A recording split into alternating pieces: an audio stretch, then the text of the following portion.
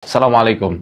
Kali ini saya pengen berbicara tentang izin Allah yang ada di dalam surat Al-Baqarah ayat 102. Memperjelas apa yang saya sampaikan di video yang ada di YouTube. Allah Ta'ala berfirman, وَمَا هُمْ بِضَارِّينَ بِهِ مِنْ أَحَدٍ إِلَّا بِإِذْنِ اللَّهِ. Mereka, para tukang sihir itu tidak bisa mencelakai seseorang dengan ilmu sihirnya, melainkan atas izin Allah. Apa yang dimaksud izin Allah di sini? Apakah Allah mengizinkan perbuatan jahat? Teman-teman mesti memahami bahwa kata izin di dalam Al-Quran itu berbeda dengan kata ridho. Ridho artinya rela. Tapi kalau izin, Allah mengizinkan, tapi belum tentu Allah ridho. Oleh karena itu, di video yang saya upload beberapa waktu yang lalu, saya mengambil rujukan dari kitab Tafsir Aunur Rahman. Nah, di tafsir itu menjelaskan bahwa kata izin terbagi menjadi dua. Idnullahi azza wa jalla yanqasimu ila qismaini. Idnun kauniyun wa idnun syar'iyyun. Izin Allah itu terbagi menjadi dua. Izin kauni dan izin syar'i. Kali ini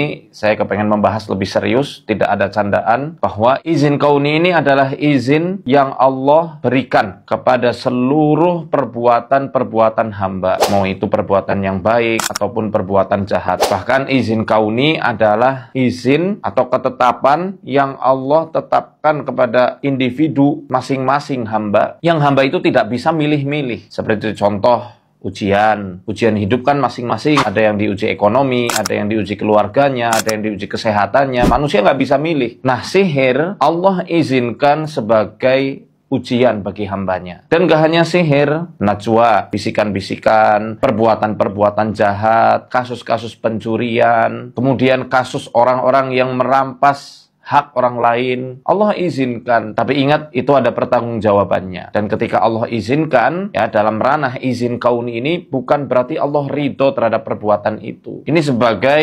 pengejawantahan dari firman Allah, liyabluwakum ayyukum ahsanu amala, supaya Allah bisa menguji kalian siapa yang paling baik amalannya. Lebih spesifik kita bisa lihat di akhir juz 18 menjelang juz 19 di surat Al-Furqan ayat ke-20. وَجَعَلْنَا بَعْضَكُمْ لِبَعْضٍ فِتْنَةً أَتَصْبِرُونَ وَكَانَ رَبُّكَ بَصِيرًا. Dan kami telah menjadikan sebagian kalian menjadi fitnah atau ujian bagi sebagian yang lain. Maksudnya ada manusia yang memang Allah jadikan ujian bagi manusia yang lain. Atasbirun, kata Allah, apakah kalian bisa bersabar? Wa kana rabbuka basira. Dan sungguh Tuhan kalian adalah Tuhan yang maha melihat. Ini menunjukkan bahwa ketika Allah mengizinkan perbuatan jahat, perbuatan yang tidak mengenakan, termasuk sihir, bukan berarti Allah ridho, tapi Allah kepengen menguji. Atasbirun, apakah kalian bersabar terhadap ujian ini? Karena ketika kalian bersabar, Allah sudah janjikan. Dan janji ini Allah firmankan dalam surat Az-Zumar. Innama yuwaffas sabiruna ajrahum bighairi hisab. Sesungguhnya pahala bagi orang yang bersabar itu akan disempurnakan, dilipat gandakan, bighairi hisab, infinity, nggak terhitung jumlahnya, saking banyaknya pahala sabar itu. Jadi sihir ini bagian dari sebab-sebab ujian.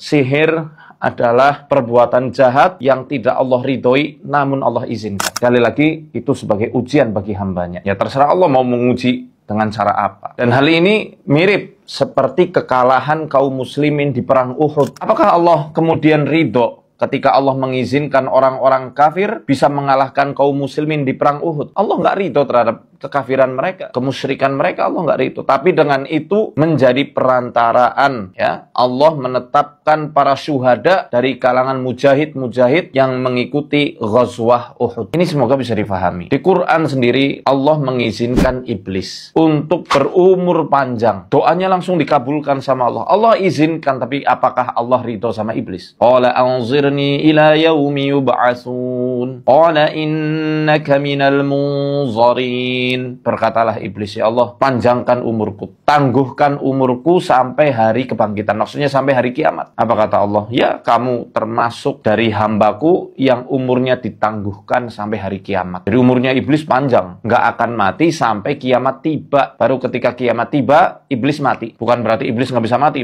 tapi kelak di hari kiamat. Karena itu sudah janji Allah. Allah izinkan, tapi sekali lagi Allah tidak ridho. Makanya Allah menetapkan laknat untuk iblis. hadis. Semoga ini bisa difahami. Dan berbicara soal izin, para ulama-ulama ahlu tauhid, seperti yang saya sampaikan kemarin dalam kitab Tahdhibut Tahdhib, syarahnya kitab Jauharatut Tauhid. Ini kitab tauhid yang bermanhaj Asy'ariyah. Di dalam kitab itu, di bab af'alul ibad, Al-Imam Al-Baijuri mengatakan bahwa siapa yang meyakini nasi itu bisa mengenyangkan dengan sendirinya atau dengan zatnya tanpa ada campur tangan Allah di situ, meyakini air bisa memadamkan api dengan zatnya, dengan sendirinya dia bisa memadamkan api, meyakini bahwa api itu bisa membakar dengan sendirinya tanpa perantaraan Allah, yaitu konsekuensinya kafir atau fasikun mubtadi, orang fasik yang ahlul bid'ah. Nah, ini berlaku bagi orang-orang yang berilmu. Kalau orang-orang awam itu tidak berlaku hal yang kayak gini. Maksudnya ketika memang sudah terlanjur, aku sembuh nih lantaran minum obat ini. Ketika dia memang belum punya ilmu, yaitu dimaafkan. Tapi ketika sudah punya ilmu, harus selalu ada sandingan nama Allah di situ. Alhamdulillah, atas izin Allah aku disembuhkan melalui perantaraan obat. Jadi para ulama itu dulu sangat hati-hati dalam perkara ini. Dalam perkara ruqyah saja, Al-Hafiz Ibnu Hajar Al-Asqalani mengatakan di syarat yang ketiga, ayyu'taqoda annar ruqyata la tu'assiru bidzatiha bal bidzatillahi ta'ala. Syarat sahnya ruqyah itu dibolehkan. Syarat yang ketiga adalah harus diyakini bahwa ruqyah tidak berdampak dengan sendirinya, dengan zatnya, melainkan atas zat atau atas izinnya Allah Azza wa Jalla. Itu harus diyakini seperti itu. Nggak boleh kita meyakini aku disembuhkan dengan ruqyah, apalagi